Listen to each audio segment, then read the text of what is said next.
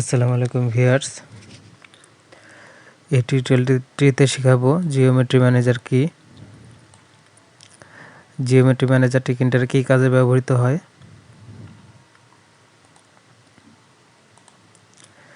Viewers, দেখতে পাচ্ছেন আমার স্ক্রিনে একটি টিকিন্টার দিয়ে উইন্ডো তৈরি করা আছে এবং টিকিন্টারের উইন্ডোটি পুরোটাই ফাঁকা। এখন আমি যদি কোনো টিকিন্টার কোনো উইডজেট তৈরি করি, সেটা হতে পারে কোনো লেবেল বা হতে পারে কোনো বাটন বা হতে পারে এন্ট্রি বক্স, যেটাই হোক না কেন।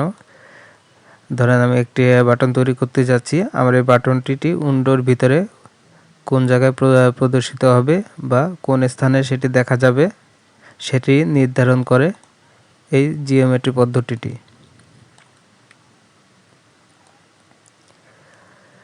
জিওমেট্রি পদ্ধতির আবার তিনটা পদ্ধতি আছে, সেটা হচ্ছে গ্রেড জিওমেট্রি, প্যাক জিওমেট্রি এবং প্লেস জিওমেট্রি ম্যানেজার। আমরা এই টিউটোরিয়ালটিতে আলোচনা করব জিওমেট্রি ম্যানেজার সম্পর্কে।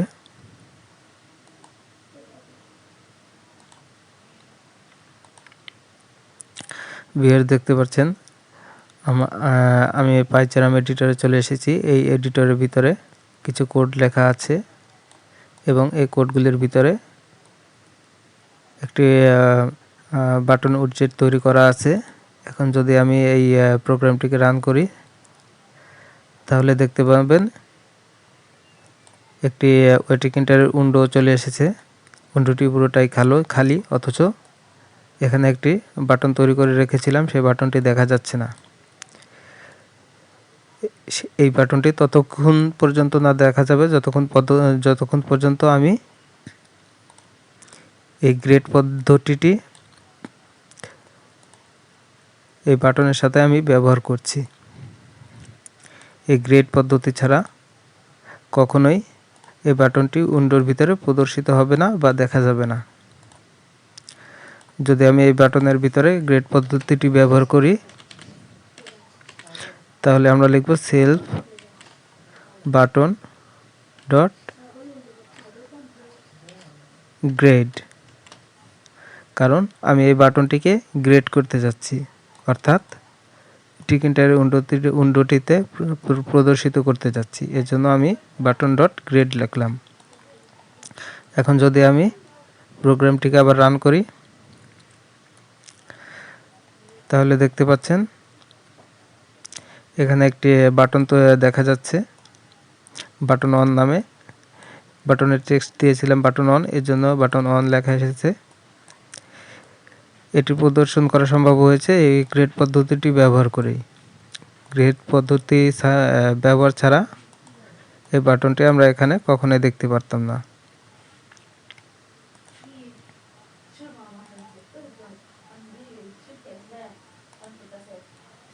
এখন এই গ্রেড ম্যানেজার পদ্ধতির কিছু প্যারামিটার রয়েছে, সেগুলো হচ্ছে রো, কলাম, পেডি, পেডেক্স, স্টিকি। এছাড়া আরও অনেকগুলো প্যারামিটার আছে, সেগুলোর কথা এখন আমি বলছি না, পরে কোনো টিউটোরিয়ালে সেগুলো সম্পর্কে আমি আলোচনা করব। এখন আমাদের প্রোগ্রামটি শেখার জন্য যতটুকু দরকার ততটুকু আমি দেখিয়ে দিচ্ছি। আমরা প্রথমে আলোচনা করব এই রো প্যারামিটার সম্পর্কে।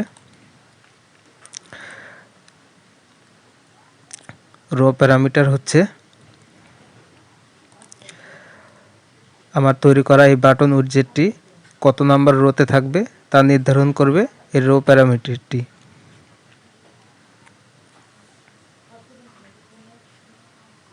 এর জন্য আমি আরেকটি বাটন, উদাহরণটি ভালো করে বোঝার জন্য আরেকটি বাটন তৈরি করে নিচ্ছি।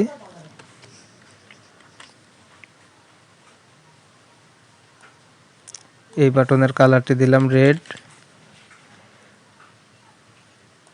বাটনের ভেরিয়েবল নামটা দিলাম 2।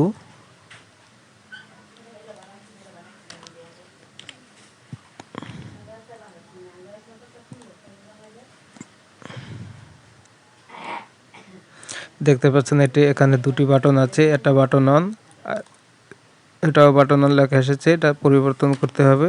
এখানে 2 দিলাম, বাটন 2 নামে প্রোগ্রামটিকে আবার রান করি। দেখতে পাচ্ছেন এখানে বাটন 1 নামে একটা বাটন তৈরি করা ছিল আগে, পরবর্তীতে আমি একটা বাটন 2 নামে তৈরি করেছি এবং বাটনের কালারটা রেড দিয়েছি বোঝার সুবিধার জন্য। এখন আমরা দেখতে পাচ্ছি বাটন 1 নামের প্রথম বাটনটা উপরে আছে, অর্থাৎ এটা রো 1-এ অবস্থান করছে, এবং বাটন 2টা আছে 2 নম্বর রোতে, অর্থাৎ অটোমেটিকভাবে আমরা কোনো রো নির্ধারণ করিনি, ডিফল্টভাবে একটি রো এরা নিজেরাই অবস্থান করে বসে আছে। এখন আমি যদি চাই 2 নম্বর বাটনটাকে আমি 1 নম্বর বাটনের জায়গায় রাখবো এবং 1 নম্বর বাটনটাকে 2 নম্বর বাটনের জায়গায় রাখবো, তাহলে আমরা এটা পরিবর্তন করতে পারি রো পদ্ধতিটি ব্যবহার করে।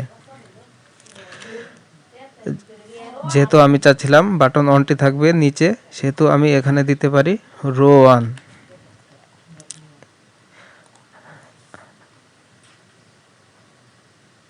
আমি চাচ্ছিলাম বাটন 2টি থাকবে 1 নম্বর বাটনের জায়গায়, এজন্য আমি এখানে 2 নম্বর বাটনটিকে এখানে লিখতে পারি রো 0, অর্থাৎ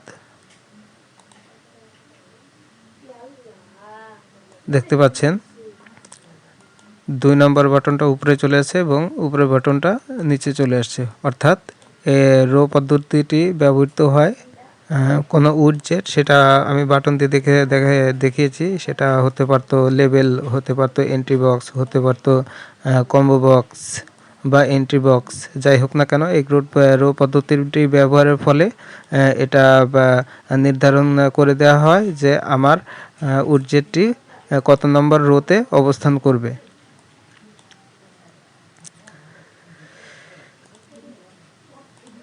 আশা করি রো মেথডটি কী কাজ করে এটা বুঝতে পেরেছেন। এবার আসবো আমরা কলামান মেথড সম্পর্কে আলোচনা করব।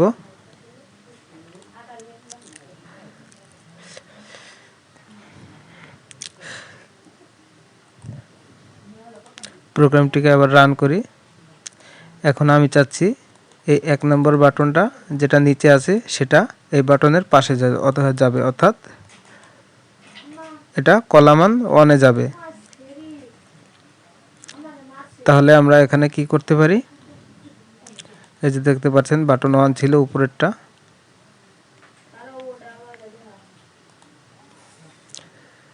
তাহলে আমাকে প্রথমে নিতে হবে 2 নম্বর বাটনটা ছিল 2 নম্বর বাটনটা ছিল রো 0-তে, প্রথমে আমরা রো 0 করে নিব।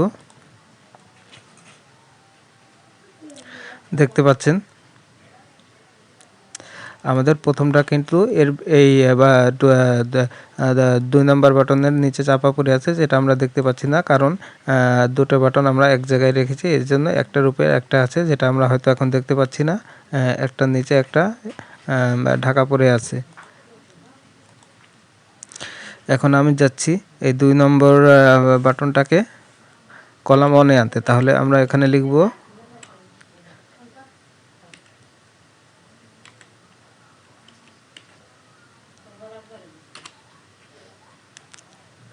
তাহলে আমরা এখানে যদি লিখি কলাম 1 এবং পুরো প্রোগ্রামটিকে যদি রান করি, তাহলে দেখতে পাচ্ছেন এই যে 2 নম্বর বাটনটা ছিল, এই বাটনটা আমাদের কলাম 1-এ এসে গেছে।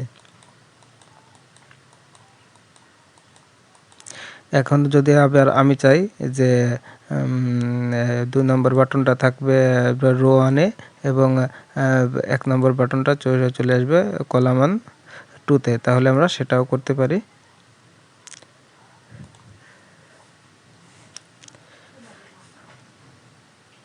তাহলে আমাদের এখানে কলামটা 0 করে দিতে হবে এবং এখানে লিখতে হবে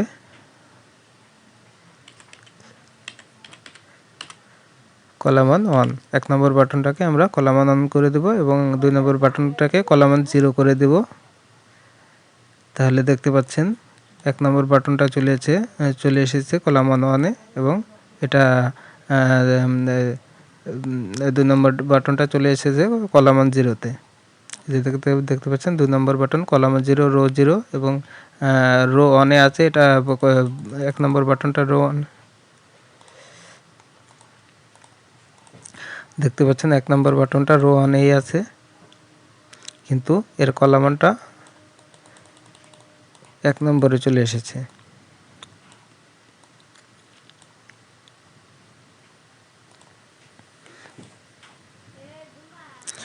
আমি এই 2 নম্বর বাটনটা এখন কেটে দিচ্ছি।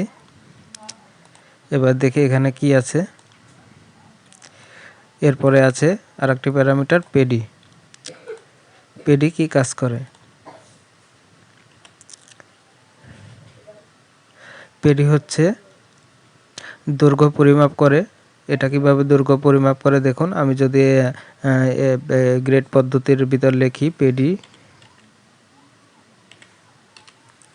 আমি যদি এখানে পেডি দিই 200 এবং প্রোগ্রামটিকে যদি আবার রান করি, দেখতে পাচ্ছেন এটা উপরের রো থেকে সরে এসে একেবারে নিচে চলে এসেছে। অর্থাৎ এটার দৈর্ঘ্য 200 পেডি নির্ধারণ করে সে বাটনটি সেই স্থানে চলে এসেছে। এখন যদি আমি এখানে পেডি 300 দিই,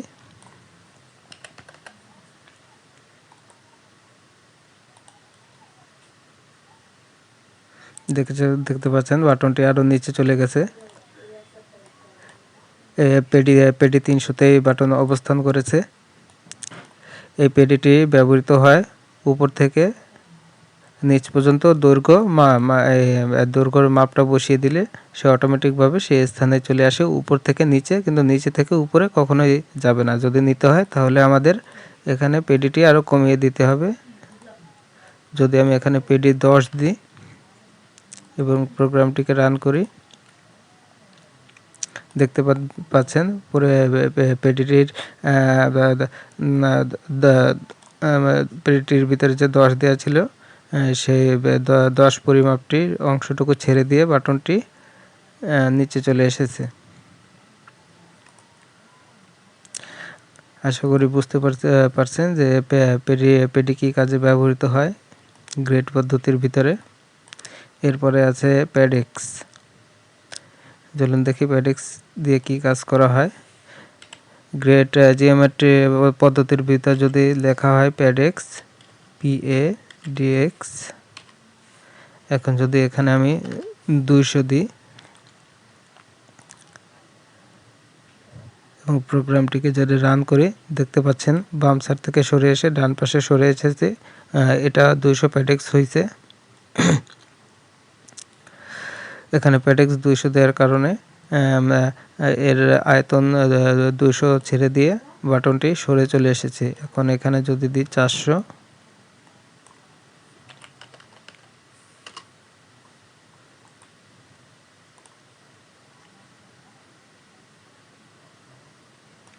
দেখতে পাচ্ছেন বাটনটি আরও ডান দিকে আরও সরে এসেছে। অর্থাৎ এর 400 যে মাপটা দেওয়া হয়েছিল যে কতটুকু জায়গা সে ছেড়ে দেবে, সে ততটুকু জায়গাটাই ছেড়ে দিয়েছে এবং বাটনটি ততটুকু জায়গা ছেড়ে দিয়ে তার সেই স্থানে অবস্থান করেছে।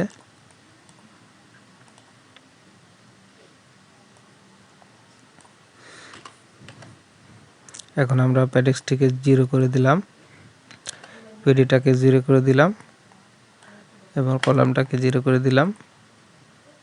প্রোগ্রামটা যদি রান করে দেখেন, সে তার রো 0-তে আছে, কলাম 0-তে আছে, পেডি 0-তে আছে এবং প্যাডেক্স 0-তে আছে।